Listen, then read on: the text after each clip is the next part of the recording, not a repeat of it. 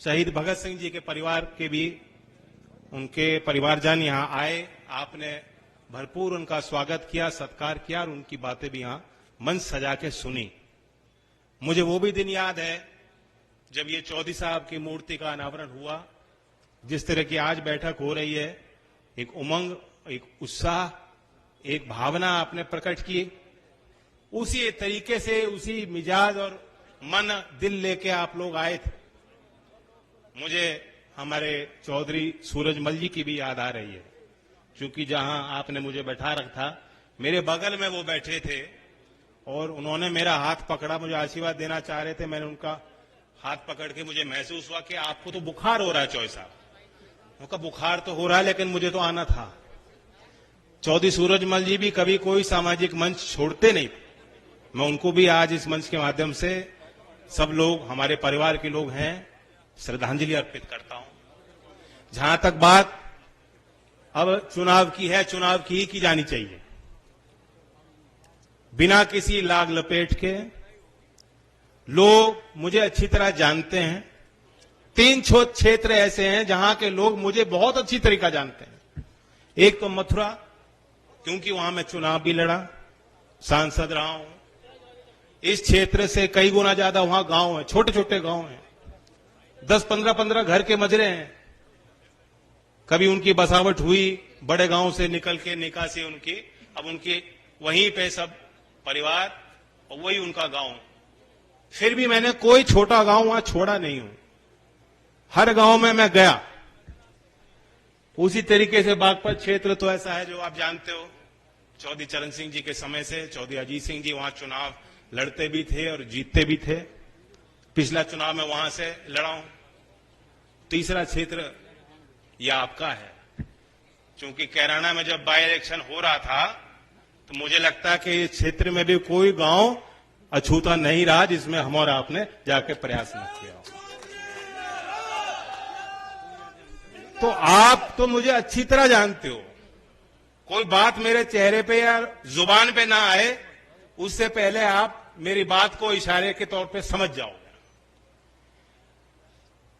रणनीति, सामाजिक जीवन और राजनीतिक जीवन में रणनीति होनी चाहिए, यही नेता का काम होता है। शतरंज भी यहां खेलते होंगे, किसी को शौक है शतरंज का?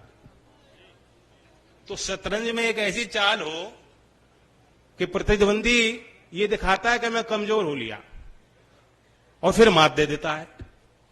कुछ हमारे साथ ऐसा ही करना चाहती थी सामने वाली पार्टी। जिनके साथ हम थे वो हमें बेगम दे रहे थे और राजा मारना चाह रहे थे। बताओ,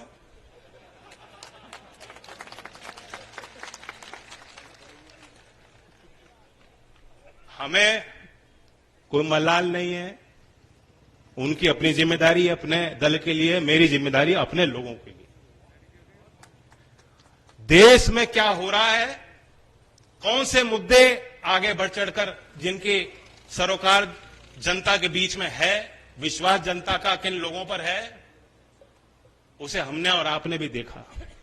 और नेता की बड़ी जिम्मेदारी होती है, कभी कभी तो कड़वे फैसले लेने पड़ते हैं, लोग मनाने पड़ते हैं कि भाई साथ दो, अब तो फैसला हो लिया।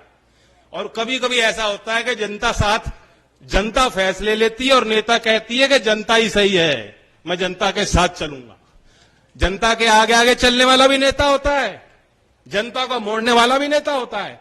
और कभी कभी जो जनता का निर्णय, जनता का मिजाज, जनता का जो मन, कौन सी बात जनता को ठीक लग रही है, उस बात के साथ खड़े होने वाला व्यक्ति भी नेता होता है। और मैं लोकदल वालों को समझा सकता हूं। मैं तो लोकदल के लोगों से खास तौर से बात करने आया हूं। बीजेपी के उम्मीदवार हैं ही हमारे, लोकदल वाले पूरे अधिकार के साथ इनसे काम भी लेंगे और लोकदल के मान सम्मान और कार्यकर्ता के मान सम्मान के लिए हम कसर कर भी सकते हैं, ये कसर नहीं छोड़ने वाले। लेकिन मैं लोकदल के लोगों से खास तौर से बात यही करना चाहता हूं कि हमने और आपने तो संघर्ष बहुत किए। अब आप भी सोचिए, हमारे जो मुद्दे हैं, आप किसान की तरफ देखिए, किसान की अगली पीढ़ी जो है, चौधरी अजीत सिंह जी क्या हमारे क्षेत्र के लिए चाहते थे? वो चाहते थे कि यहां जमीनें तो इतनी छोटी रह गई, बंटवारे होते रहे, आगे भी होंगे, सामाजिक व्यवस्था कुछ ऐसी है कि खेती के लायक जमीन तो और कम बचेंगे। जब तक कोई दूसरा स्रोत खड़ा नहीं होगा रोजगार का, खेती से अलग हटके भी औद्योगिक क्षेत्र में बहुत विस्तार होने की जरूरत है। उत्तर प्रदेश में लास्ट चीनी का उद्योग चौधरी अजीत सिंह जी ने स्थापित किया और उसके बाद कोई बहुत ज्यादा तरक्की हमने होती नहीं देखी। अब हमने देखा है कि सरकार ने जो केंद्र में है, उन्होंने एक इच्छा शक्ति उनकी है जो प्रबल है और जो दिखाई पड़ती है। इनके नजर में कोई काम छोटा नहीं होता। जब तक ये सोच हम समाज में और नेताओं में पैदा नहीं करेंगे कि काम कोई कमजोरी या छोटा नहीं होता। काश्तकार, मजदूरी करने वाला मजदूर, जो कारीगर हैं, कुम्हार है, लोहार है, सुनार है, जो हाथों से काम करते हैं, आपको लगता है कि अरे ये तो बहुत छोटे काम। कई बार मुझे लोग आके मिलते हैं, जी हम तो बड़े छोटे समाज से हैं। मुझे टोकना पड़ता है कि छोटा समाज क्या मतलब होता है। तो ये जो छोटे बड़े की आपस में बैर करने की हमारे इस क्षेत्र में पुरानी फितरत रही है और ये रोग की तरह है। इस व्यवस्था से बाहर निकलते हो, शहर में चले जाते हैं लोग, तब भी वो जाति से नहीं ऊपर उठ पाते। यही तो चौधरी चरण सिंह जी की मुख्य लड़ाई थी। वो जातियों को के महत्व इतना ही देते थे कि उनको यह समझ में था कि मंच पे, राजनीतिक व्यवस्था में, सामाजिक मुख्य धारा में हमें ख्याल रखना है कोई भी जाति वंचित ना रह जाए। इसलिए बहुत से ऐसे समाज के लोग जिनको कभी मौका नहीं मिला, चौधरी साहब ने बीकेडी के समय से उनको चुनाव भी लड़ाया, संगठन में इन्वॉल्व किया। आज वही हम स्थिति देख रहे हैं।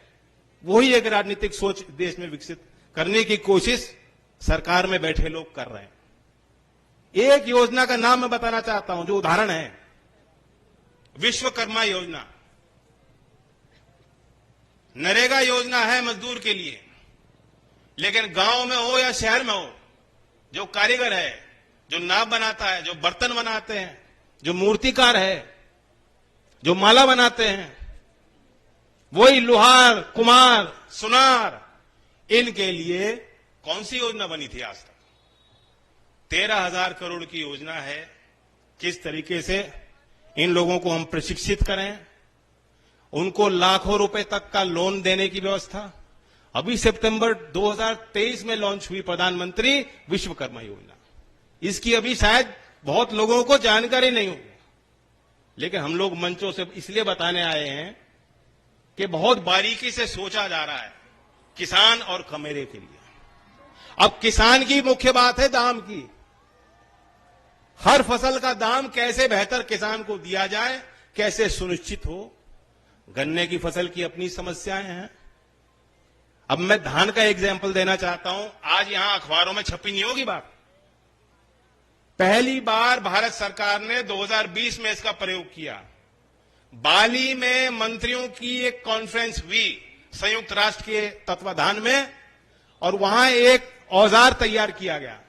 5वीं बार 2020 के बाद भारत सरकार ने इसका प्रयोग किया है किसानों का बचाव करने के लिए।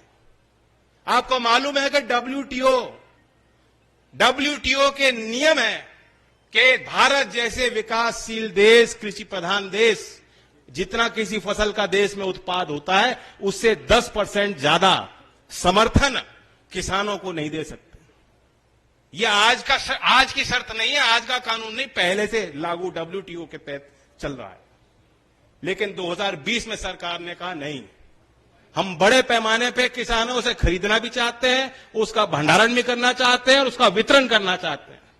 और अब फिर हाल में 5वीं बार भारत सरकार ने कहा कि धान की हमने total value of production $5300 crore है और हमने उसका 12% यानी 10% को लांग दिया।